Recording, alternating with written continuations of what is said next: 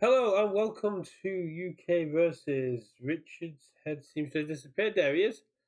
I am Brett Stumbly Pendragon, and I am once again joined by Richard Plumber. How have you been, Richard? I am good, and also don't understand what those two monikers mean, but sure. Perhaps I'm So, just not down enough with the kids. Stumbly is a thing from Bluey that is referenced quite a lot, and Simpable just means that people will do things for you and help you out because you're so attractive and they love you. Okay, that's fair. Yeah, I'm clearly not down with the kids enough to do this, understand this sort of stuff. But yeah, no, I'm good. Um, not done much carding, but yeah, I mean, obviously it's been a biggish week in Universus. We've had obviously one of the new mechanics from Attack on Titan drop that I'm sure we will talk about in due course. Yep, we won't be talking Um, about any of the spoiled cards. Uh, no, when even though they're out there, we're still not allowed to talk about them. Is the way we put it. well, I think allowed is a strong word. I No, think. the wording of the NDA was quite clear. Oh yeah, yeah. I mean, like just because they're sort of public domain to an extent now, right?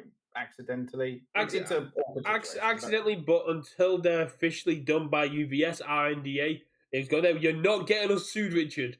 You're no, no, not no. I know, doing I know, it. I know. I'm not saying we were going to. I'm saying that technically we probably could, and it would be fine. But in the interest of not being those guys, then we won't. But like, we can talk. We can certainly talk about maybe some of the feedback about them that has been we've heard.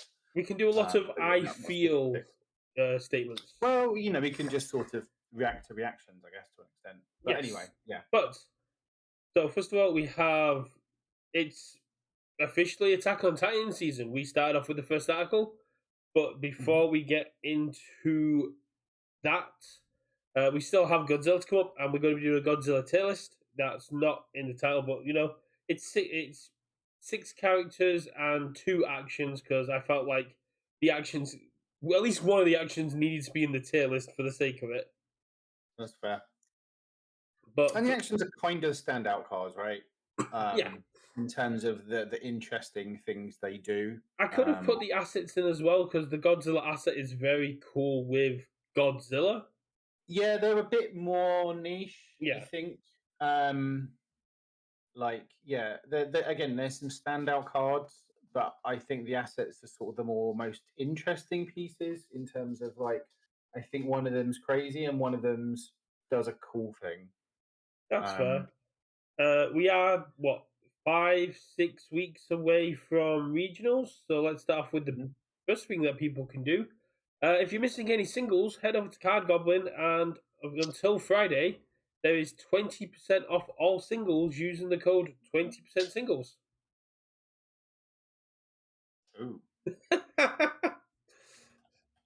Richard is I'm, now. def- I'm definitely not browsing to the website at I, all. I I have now lost Richard for the sake of this podcast because I did not let him know this in advance. Richard from Card Goblin No, has it's posted this on overdone. Facebook. But yes, if you are looking for anything, they've got Battle Law release up there. They've got some Chromes up there. I mean, 20% off of Chrome seems pretty decent.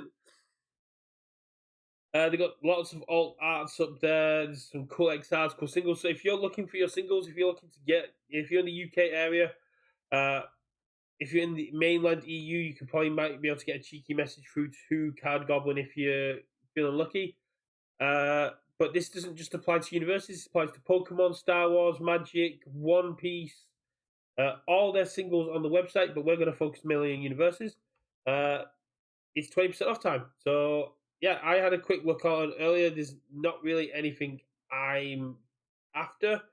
I was considering the £30 Battle Law release, but yeah.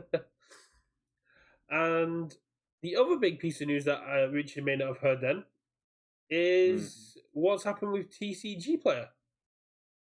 Yeah, I also have no idea what you're on about. So, you know, TCG Player now ships sealed stock internationally. sealed stuff. sealed stuff. So it's not, unfortunately, it's not singles yet, Okay, but I'm not it's a. interested in sealed. For sealed stuff, I'd much rather just support my local stuff. Right? I'm not. I understand that, Um, but this is open. But this also opens up a way for us to access retro stuff. You oh, could. that's fair. Okay, yeah. So if we wanted to do a chaos draft, we could go on TCG Play. We could pick up some Seventh Cross, Street Fighter, the original Yu Hakusho. We can go on there now. And we can get sealed product. I think they've got like DLC 2 for $5 on there, which is quite hard to get hold of. Yu Hakusho is out of print in the distribution warehouse, and UK distribution has limited stock. But if TCG Player can access US distribution, you can still get hold of it, which is a very good thing for us. The main issue is postage varies from $20 to $100 depending on the seller. Mm. But Yeah, postage is going to be expensive, but that's just what it is, right? it's a very cool thing. It's a very cool thing. It's a very cool step in the right direction. I think Hmm. this is really really cool. Like, but as always, support your local store first. But if you want access to the older stuff, MHA1, which is out of print in most areas, the retro stuff, the older stuff, go check out TCG Play. Seventh Cross is one that I got from them last year, which is very very cool. It's we now have access to retro, and going off the poll that Sean put up on Facebook, retro is going to probably be one of the side events that happens at regionals. Yeah, I mean, like there's a big following for retro, right? In terms of like Scottish lads love it.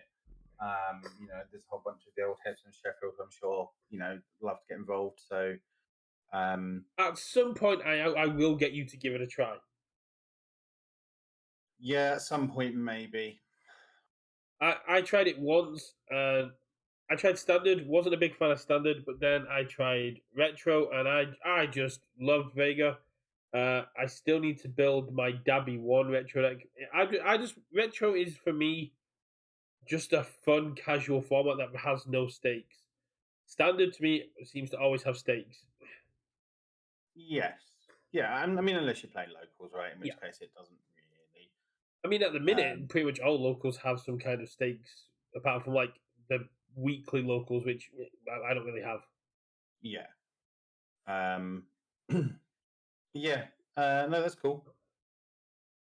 But yeah, that's really cool. Then we had the big news drop yesterday that the Squovels have arrived. We hinted at Squovels a few times over the last couple of weeks. Apparently it's actually a Squircle because of the geometric shape, but I prefer Squoval. I quite like Squircle, but it's just what it is. Um, so yeah, we that's the attunement out of the bag. Um, Obviously, there's been a mixed bag of reactions. Um, I think the majority of people's reaction to Attunement was positive. However, yes, the backlash to the leaked cards, which we're not going to go over any of them, uh, is what has caused the biggest negative backlash. Attunement yeah, itself seems to have been resoundingly positive. yeah. I think it's been a little, it's been positive with some reservations, right? Um, and obviously, it's tricky, and I don't mean to be the well, I know the information Yeah. guy, right? But it's obviously, let's assume we weren't there, we didn't know anything about it, right? We could wildly speculate as to what the hell was going on, right? Yes. And in terms of all that I shit, but still obviously, wildly speculate, pretending I have no idea what the information is. yeah, but that's still it's difficult, and it's yeah.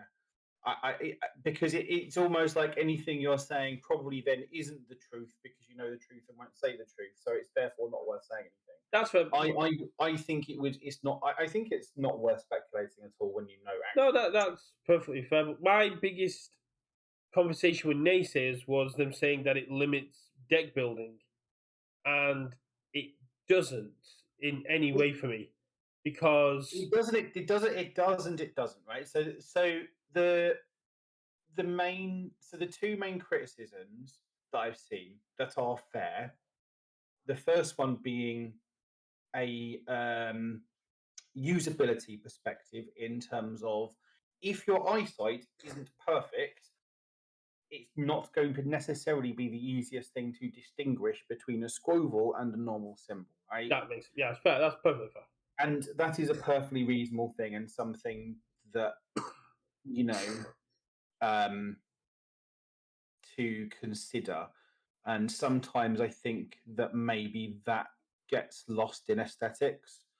Um, Very and subtle it's actually, changes. honestly, something I wish I had brought up with Zoe when we had her on. That was something that looking back, I wish I'd had that discussion with her in terms of how her team approaches accessibility.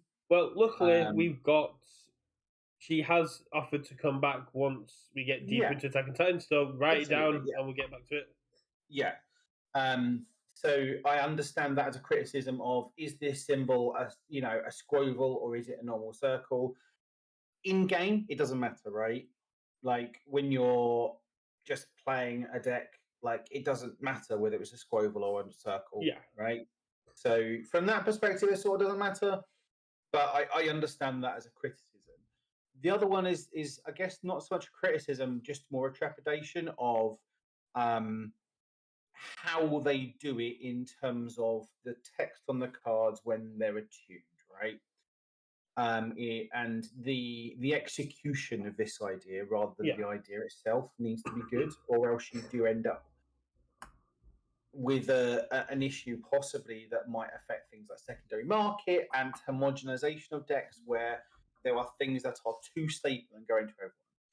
So I'll give you an example, right? Let's say um, let's take a card like struggling for studies, Yes. right?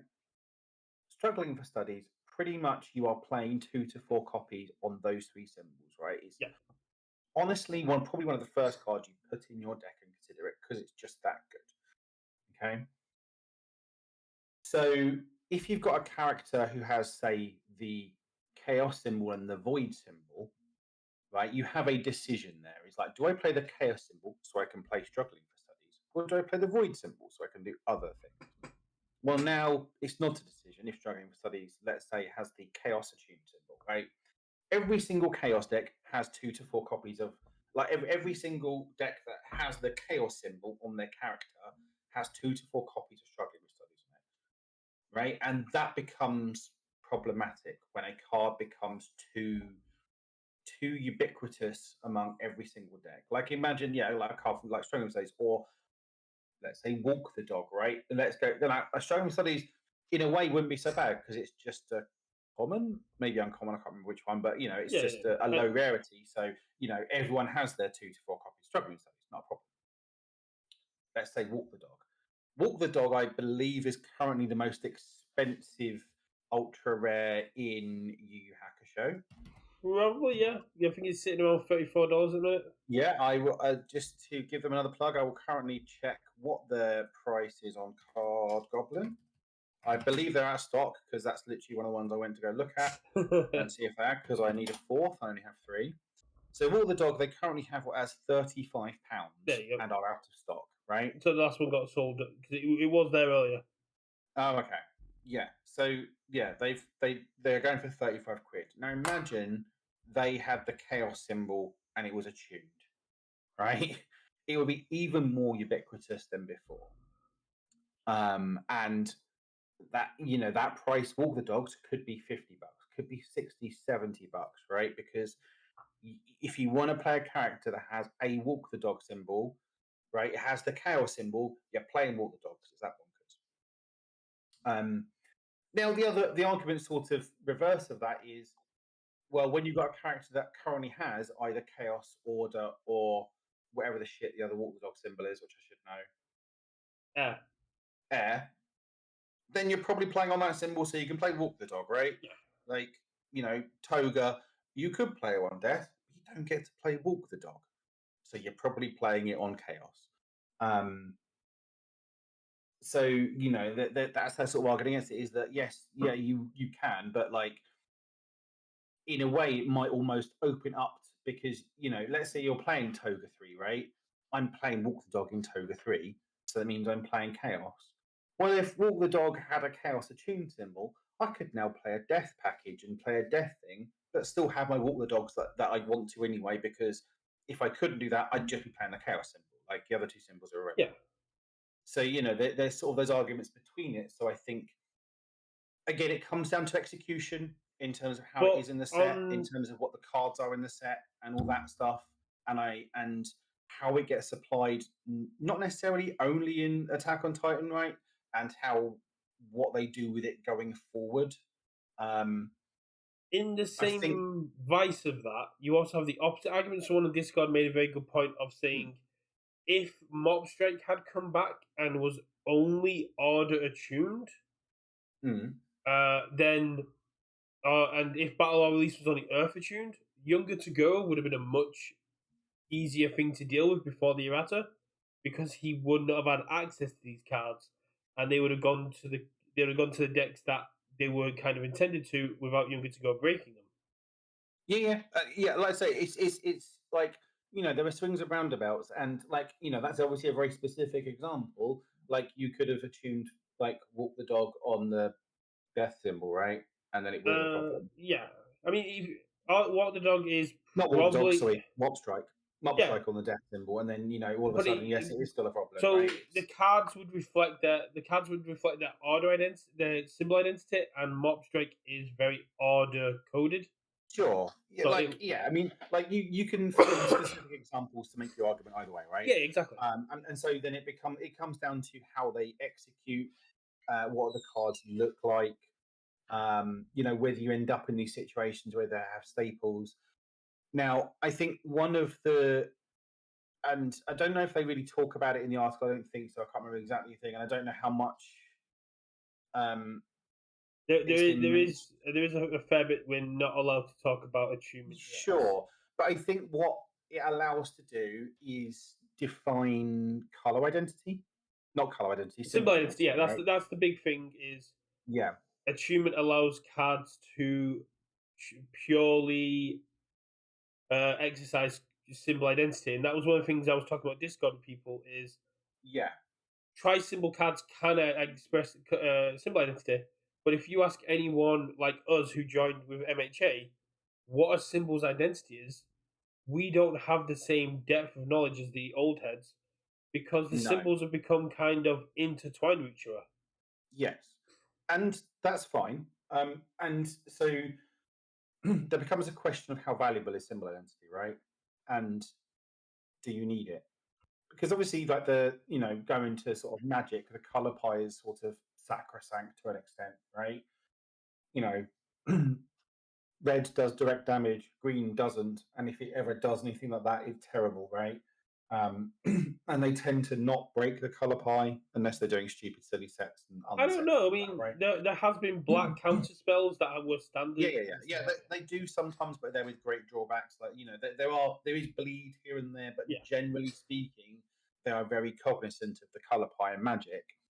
And because of the way we have the three symbol identity cards, um, defining symbol identity is tricky, right? Like, again, you ask a new player, they can give you maybe a vague understanding of maybe what a symbol does. Like, fire does a lot of self mill and things. fire is the aggressive burn symbol. Yeah, like Void is quite controlly and Yeah, does sort of yeety stuff, but doesn't necessarily interact with speed too much. It but does more well, I sort of mean, cancelly things. Void does have a lot of speed hate in our game, but even going from your Again, tone, they're not it's really Void cards though, yeah, right? Void is more interacting on a sort of cancel and stop, and just saying no rather than I'm interacting with your speed, yeah. right? Water is very good at card pull, clear, and clog. Like, interacting with the card pull is quite good with speed stuff.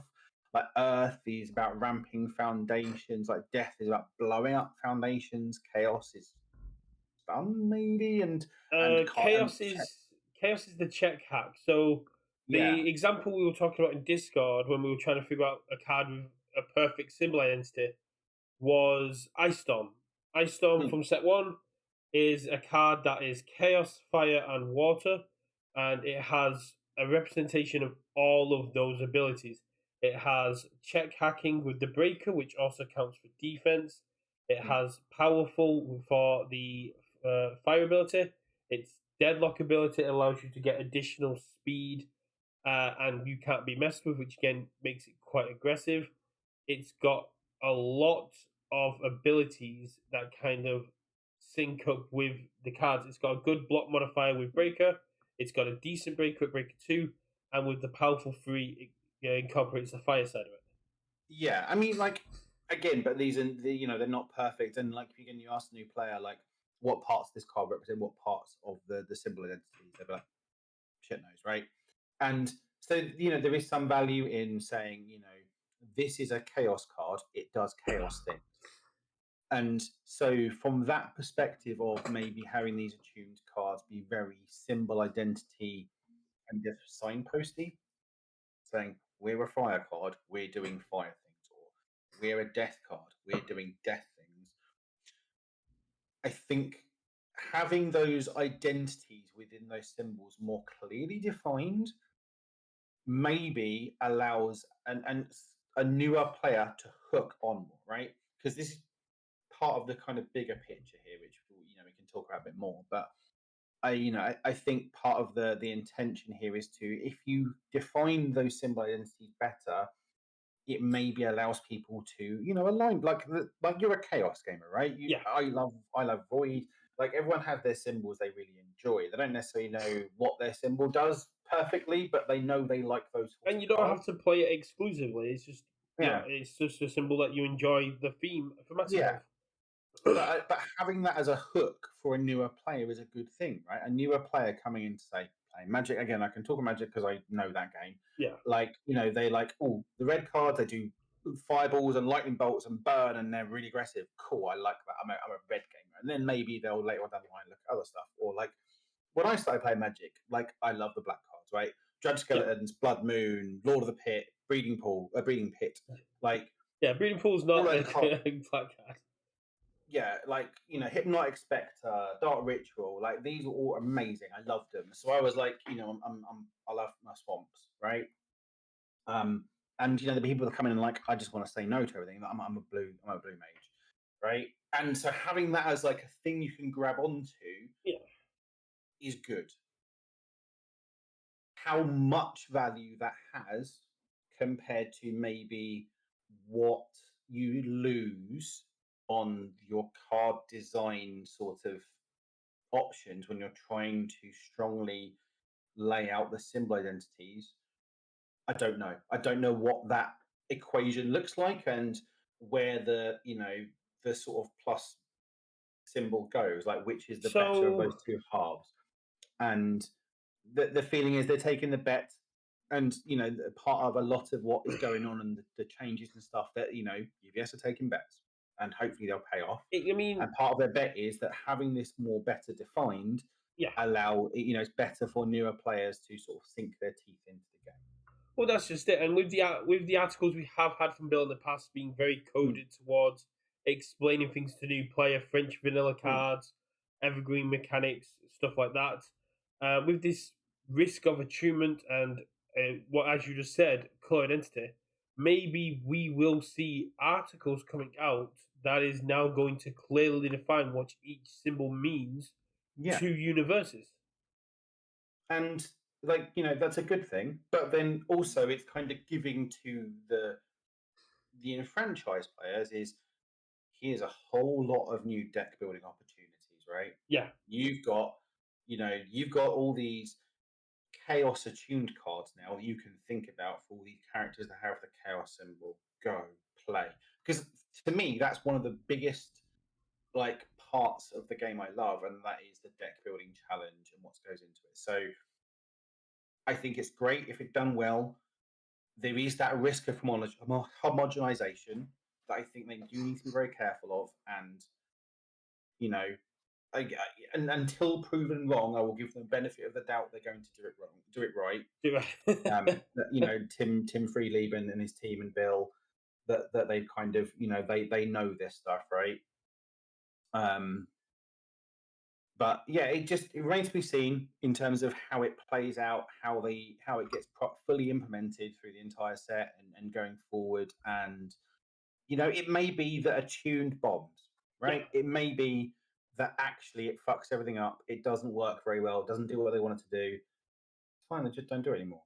But they're taking a bet, and I'm okay yeah, with that. yeah. Like fundamentally, I'm not against the idea. No. I think there is definitely a chance of this going wrong. There's definitely a good chance of this going right. I'll see. If Universes were putting all their eggs in one basket and went, if Tune fails, we're closing up shop, then it would be Hmm. an unhealthy risk. This is a healthy risk for them to go. We want to open up a new dimension of deck building for our Hmm. new IP while we bring new players in and get them hooked. It's a great way to do it. And when I was talking with people on Discord, one of the things that people get brought up with a 300 card set over 12 symbols is 25 cards a symbol. That is 75 cards that every free symbol character is going to have access to. Your in girl power, Chaos got 45 cards. You've got a 50% increase in cards you can play. That is a But you've 50%. also got 50% increase in card in like set size almost. Yeah, Well, actually, no, more of 33%, right? So, like, sure, but like it is what it is. But so I think obviously this is there's obviously more to come in terms of there's more articles from Bill and his team in terms of what's going on with Attack on Titan.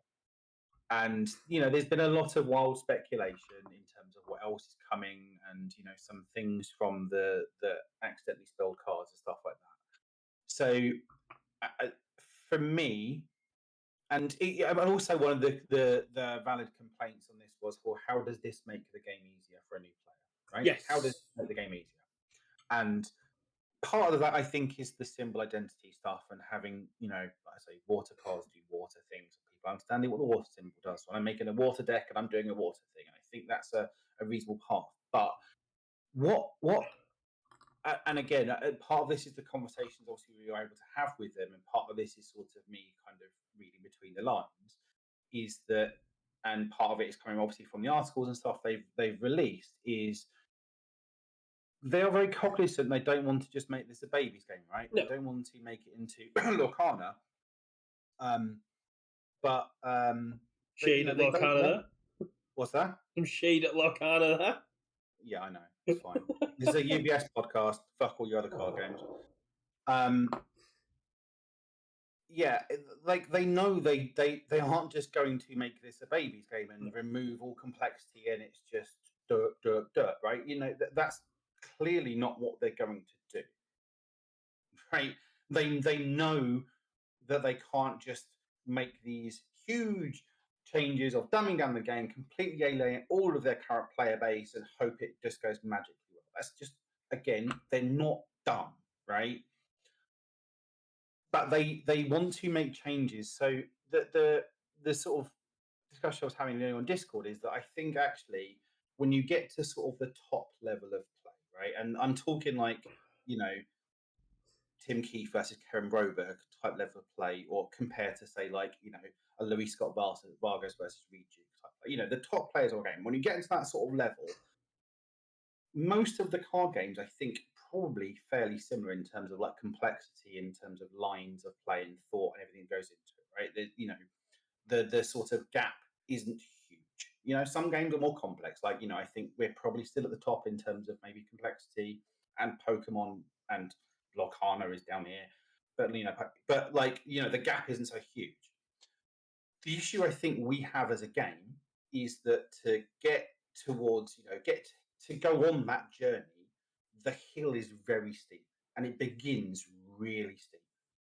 Whereas Magic, you can just sort of do this and just sort of, have a nice gentle incline and sort of go up your hill and up and down and learn a bit. Whereas you've got this bloody cliff to get up in ours, right?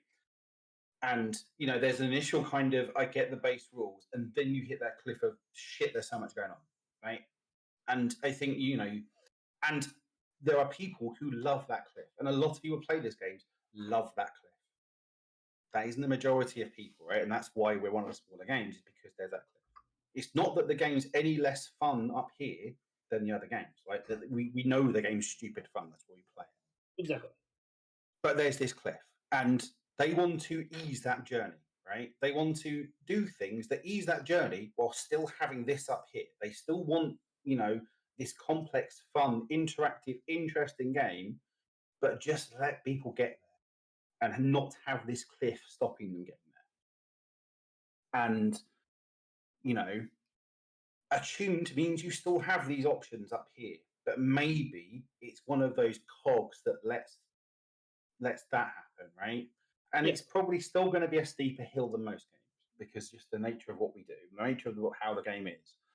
But they're trying to sort of ease that up, and I think that's the sort of message to take away. And so, one of the talks about is like, you know, is my, is it all is standard going away, and it's just like going to be Attack on Titan Spotlight? Well, no, they want to push Attack on Titan Spotlight because that's a step, right? Yeah. That's a smaller hill you can get on. You can play it, for a newer player coming in, they've got this hill, they've got this cliff to go, right? And they learn some, and then they've got standard, and it's like shit. There's loads of shit. Well, actually, no. What you can do after you played your Attack on Titan pre-release, you can play with just these cards and Spotlight as local tournaments, and that gives like your local game stores and local play groups this option of playing this other format that lets just a smaller hill for these newer players to climb. And once they're halfway up the hill, they're like, I'd quite like to go up the next hill, right? And It there's goes going to be back to some that what we decide were. to come back down. It goes back to what we were talking about a couple of podcasts ago, Hmm. with that it should be treated like level progression, and just because you don't progress through levels as quickly as someone else doesn't mean you should be punished. And you may also be happy at the level you're at. So, as Hmm. you're saying, you do your demo, maybe you do a pre-release, maybe you just buy a challenger or a clash deck, you show up to a spotlight, and you have some fun because when you cut used to these Attack on Titan cards, you want to see more Attack on Titan cards. Going Yeah, straight into standard and having 3 years of history thrown at you is very daunting. it's options. It's not prescriptive. Yeah. Like it's options, not we're forcing this down your neck, right? It may well be, and again, I don't know what they're doing in say season 3 or nationals in terms of formats, right? It may well be there is part of the nationals tournament that is going to be, you know, um, Attack on Titan Spotlight, which is fine. Like it's your flagship event of the year. If you think nationals is anything other than a massive marketing opportunity of the game, you're living in Fantasyland, right? Nationals realistically isn't there for you. Nationals is something that UVS games almost certainly lose money on because it's a marketing expense. So having your one, and especially for Worlds, like again, I would imagine Attack on Titan Spotlight will be at Worlds because they are marketing events. Sure, they need to be appealing to players and all that stuff, but fundamentally they're a marketing event for the game. So for me, I go with these I feel statements. I feel that Spotlight probably won't be a regional thing for No, the no, I don't foreseeable think it's future. regionals. I No. think if anything, it will be nationals. Uh, I think it may well be that when it comes to season 3, which is when we've got Attack on Titan in rotation, yeah. it's quite possible they will say, "Hey, for your local qualifiers, local championships this season, if you want to run them as AOT Spotlight, you go ahead, or you can Yeah. run them as standard." I mean, stars can literally just do that anyway. Star will always do what's best for themselves. But yeah, Yeah, but because it's part of the competitive ladder, that I don't know whether currently a store could run a local qualifier as a MHA Spotlight. I okay. genuinely don't. Let me put it this way: you're not required to put a deck list in. Your locals is very You could. self-involved. If all 8 of you just decide to go, we're going to make it spotlight, but we're going to put it down as a standard event. UVS aren't really going to check on us, so let's have some fun. It's like, yeah, boom, done. Oh yeah, I know you can bid it. Like Yeah, you could play magic cards in your and put the results in, right? That's not the point. The point is like, UVS may come out and say, officially. okay, and sort of encourage it, right? And say, Yeah, hey, go ahead, and because quite often a store will stick to the rules, right? Plenty won't. Well, I say plenty. Some won't. Some will just do their own thing, right? And say we don't agree with Mop Strike being banned, or you know what, if you're playing Botan locally, you can play Mop Strike or whatever. There's going to be locals that do that, and that's fine. They do that. It's a game. Who gives a shit? Have fun. But in terms of like the sort of the rules in terms of how the competitive landscape is laid out by UVS games, I would not be surprised if they said in season three, hey, if you want to run your champs and qualifier spotlight, you go ahead, or you can run them standard, your choice. And So maybe they incentivize, hey, yes, we've had this stuff, and if you want to run your Reiki locals as AOT spotlight, great, we're going to send you maybe some special promos for it, or there'll be extra points on offer, through UGN, similar to how they did say with the the Trigon Bebop thing, where they oh had yeah, like if you play one of those characters, you get some extra points. If there's a store, if you run this as a AOT spotlight, double points for a month, right? Like there's plenty of stuff they can do like that where it's like, we're incentivizing you. We're not telling you you yeah. have to. You can do what you want, but like, That's there's just it, and options. it's a great way to bring in new players as well because Hmm, Attack on Titan is expected to bring new players in, so incentivizing stars to run those events, and then hmm. so having Mike and Josh working together to incentivize stars to bring in new players, and then have an organized play designed around keeping those new players encourages stars to run those events and ensure that the company is working with stars to get new players and keep them. And Yeah, stars will always do what's best for them and the community to generate profits and keep butts and seats. And yeah, UVS just now needs to work with the stars to do that. yeah. So Even this though sort we of weren't so going to talk about it, we somehow have segued onto the organized play meeting we had on yeah. Friday. So yeah. So obviously we had the thing over in Vegas, and not to sort of waffle on about more shit we can't talk about. We did have because one of the members that I think everyone was keen of EVS, everyone was keen to speak to in Vegas, and obviously couldn't make it, was Josh Massey, who's their head of organised play. I think partly because he's pretty new and he's still working on stuff, and he's obviously a very very busy man at the moment. But he was very kind to give us, frankly, far too much of his time on Friday evening. Because I think we were on the phone call from like what about 10 3 hours. It was three yeah, 10 hours. p.m. our time till about 1, half 1 a.m. in the Josh morning. was done talking at midnight our time. Uh, Particularly me and Tam kept him there till about for an extra hour. Yeah. So again, there's obviously a bunch of stuff we can't talk about. It looks really cool. I really do apologize for the vague posting. Um, but yeah, again, each one of those things, if they pull off and do it right, it'd be great. Right. But I think Basic again, rundown of what we can talk about. Uh, the information should be out around Augustish for everyone. Uh, yeah, no changes will be coming to the organized play system for this year, which is cool.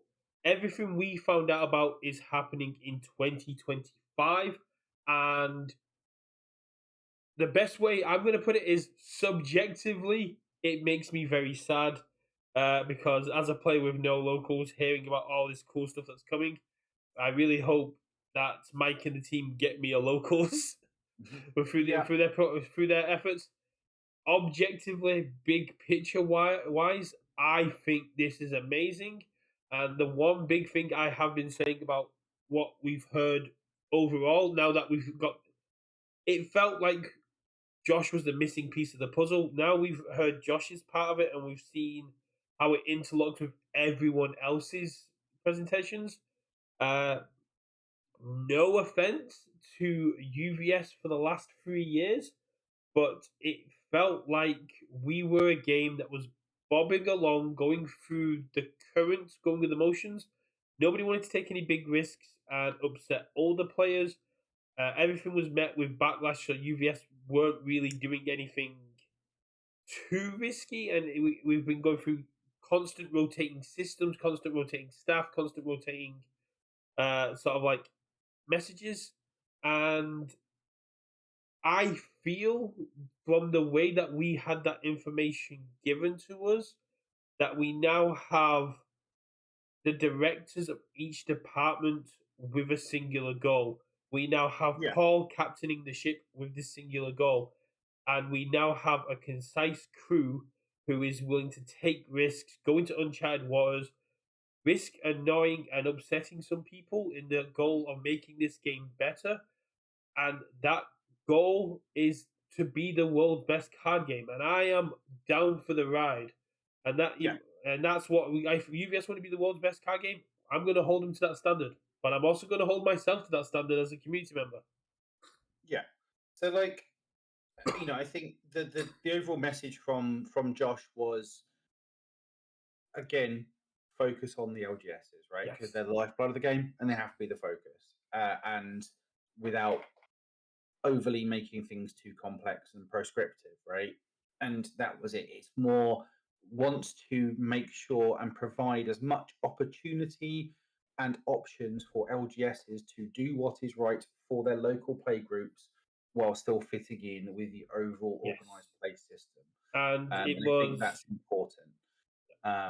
And that's Josh's message, right? He wants to make sure that the LGSs are successful and the game is successful at their level, because if they are, then it means UVS games is successful, right? exactly.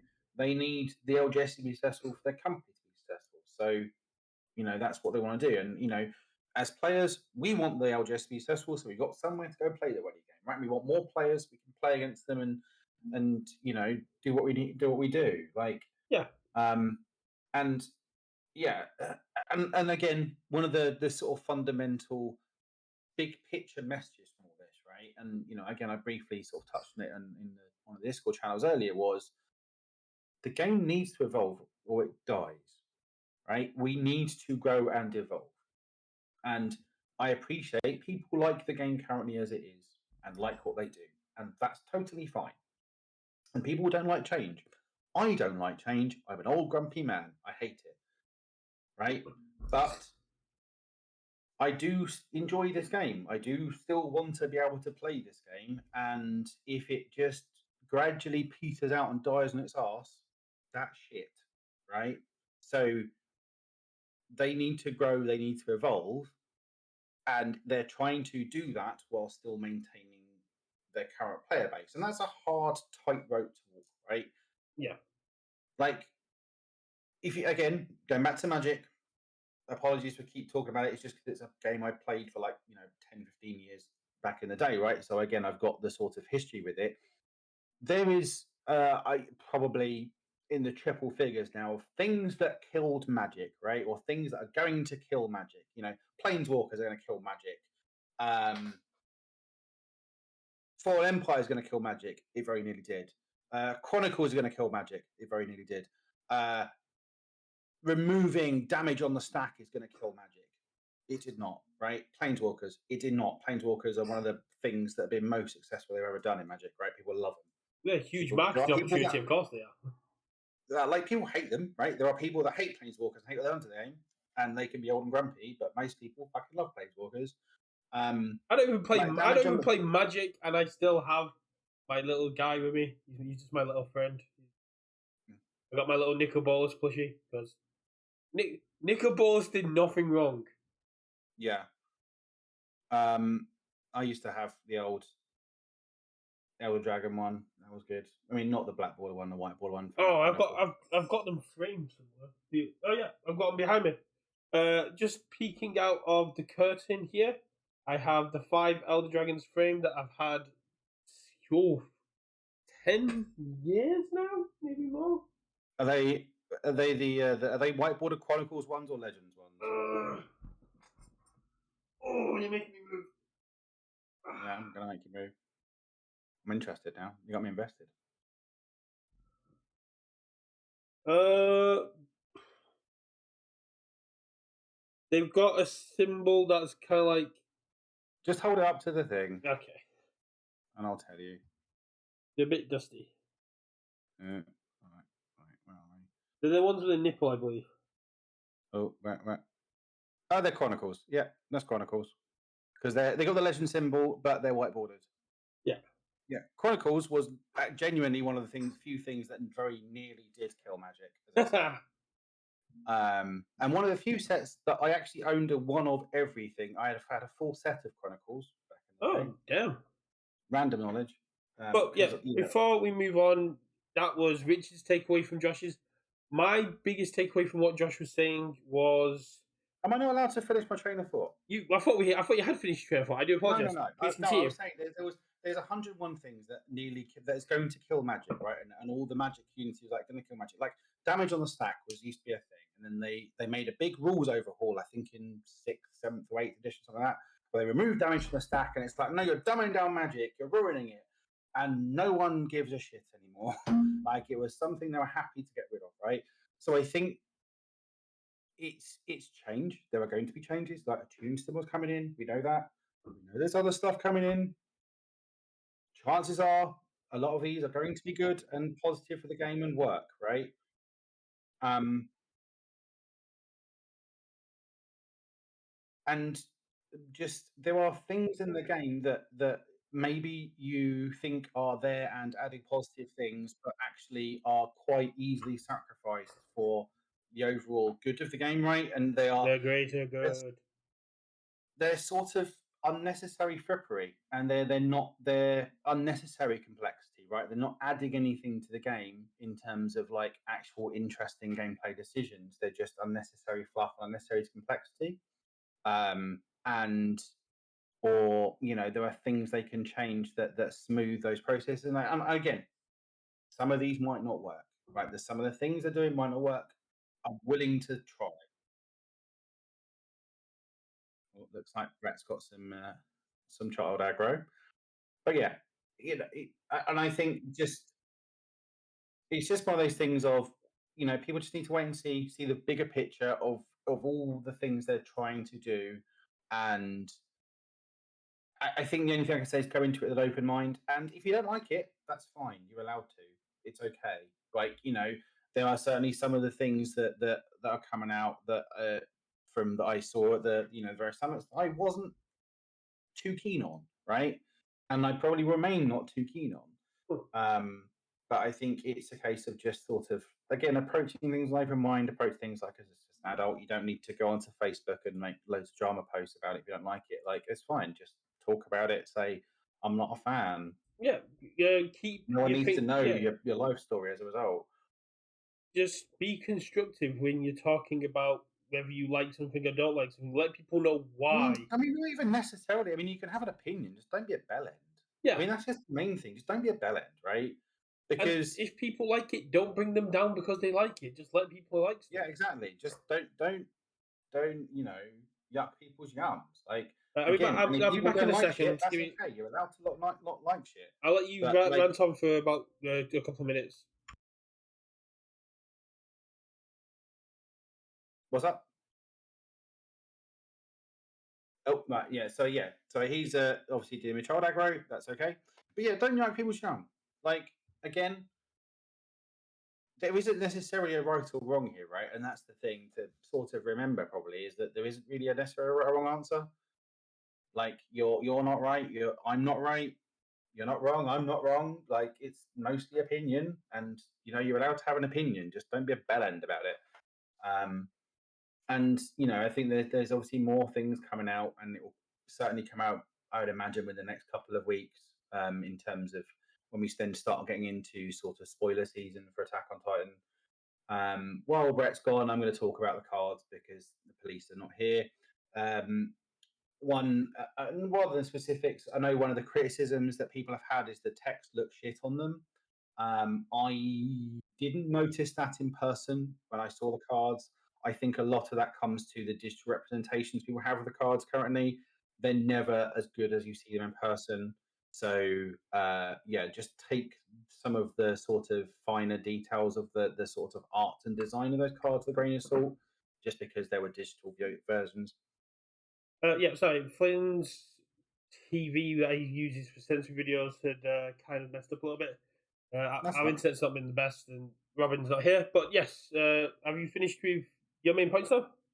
Yes, I went to my diatribe about just everyone's got an opinion. It's okay Yeah. to have an opinion.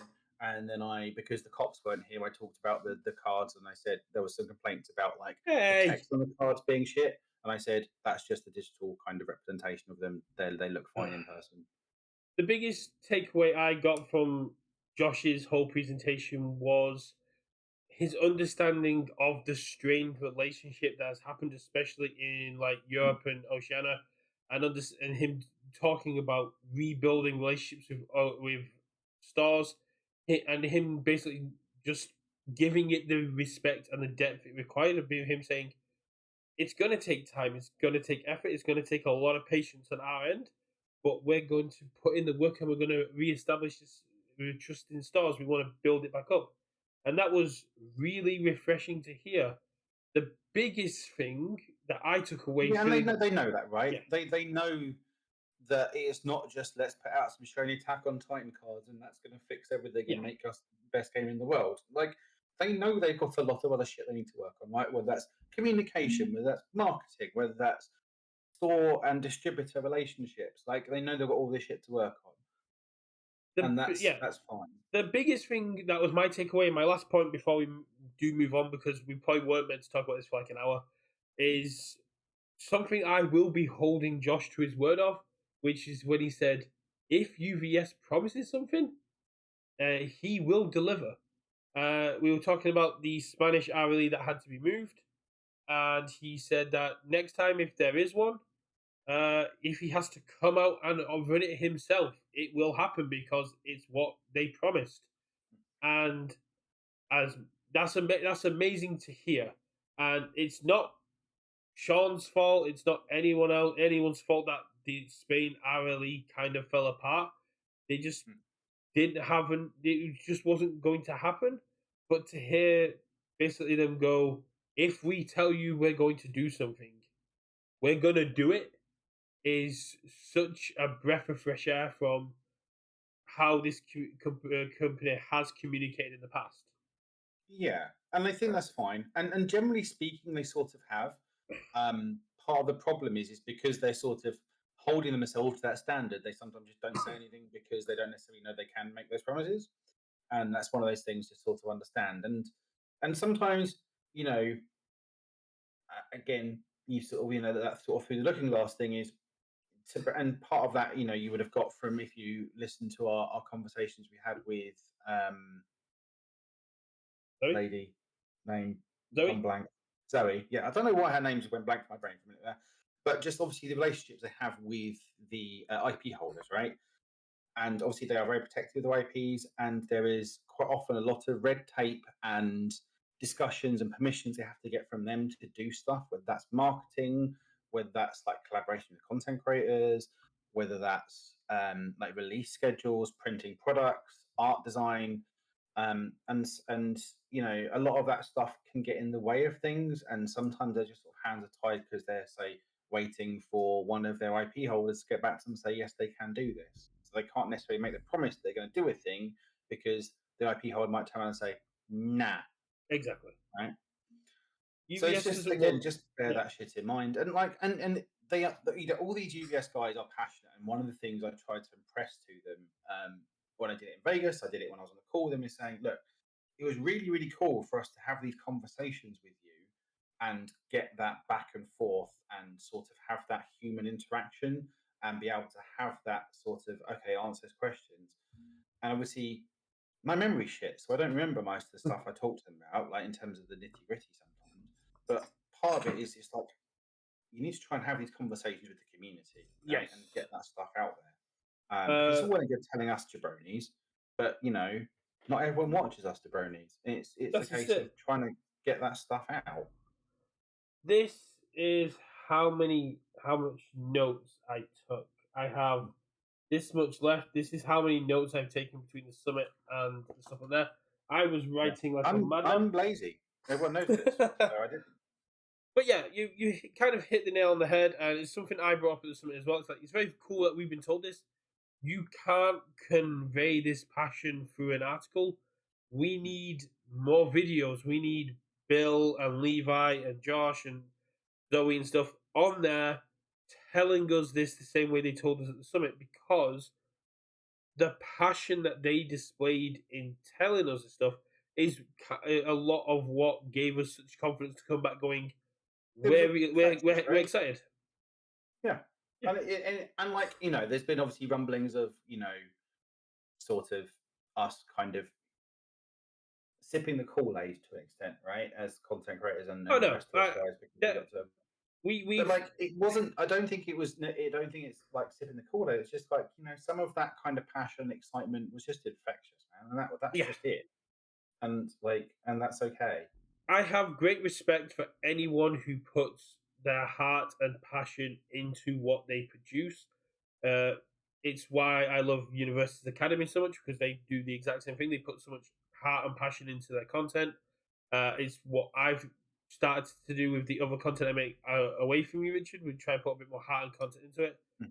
and it is Just infectious. don't have the time. Yeah. Like, I just don't. No, it's fine. That wasn't a dig or anything, but we're not sipping the Kool Aid. This channel will not. We're not like yes men. In fact, we understand there is a lot of stuff still coming that is not going to be popular, and we're the reason we're being so vague is we and being ominous is because we're excited, but we're so very cautious because we know the backlash is coming at some point. But it's gonna.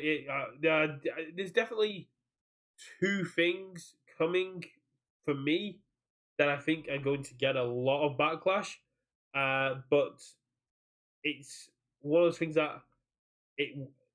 I'm glad they started with Attunement. Attunement is a great one, Hmm. but I think the people that say we're sipping the Kool Aid is more we're just waiting for the moment we can talk about the other stuff. Yeah. But that's enough there. Let's not go too doom and gloom because we're having some fun. Obviously, if you're watching YouTube, thank you very much for watching as always. Click the like, comment, subscribe, all the good stuff. Click the buttons, and yeah, we'll catch you on the next one.